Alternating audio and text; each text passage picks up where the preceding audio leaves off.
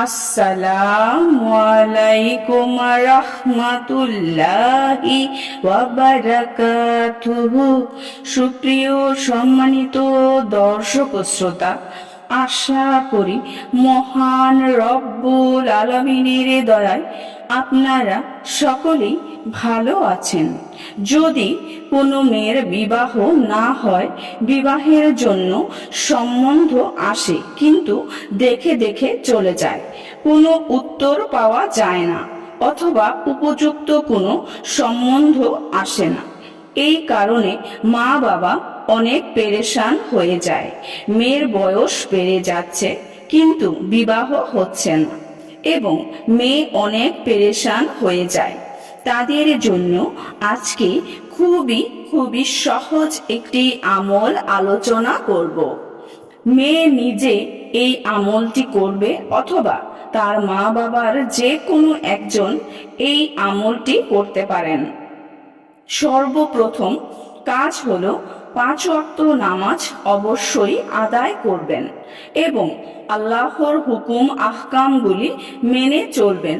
অন্যায় কাজ থেকে বিরত থাকুন, হারাম কামাই থেকে বিরত থাকুন, তাহলে ইনশাআল্লাহ কাজ হবে।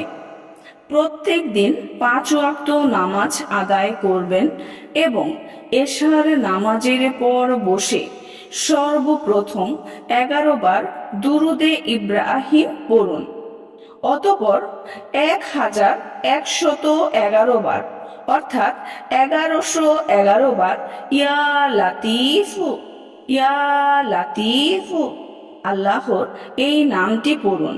শেষে আবার 11 বার দুরুদে ইব্রাহিম পড়ুন, অতঃপর সেজদা করুন।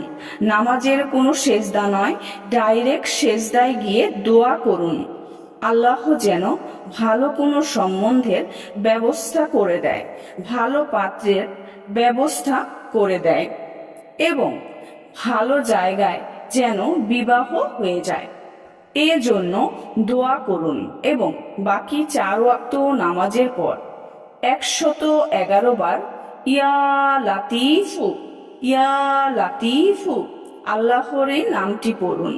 11 দিন এভাবে আমলটি করুন, আল্লাহর উপর ভরসা রেখে খুবই মনোযোগ সহকারে একনিষ্ঠভাবে আমলটি করুন, ইনশাআল্লাহ কাজ হবে। 11 দিনে কাজ না হলে আবার 11 দিন আমলটি করুন।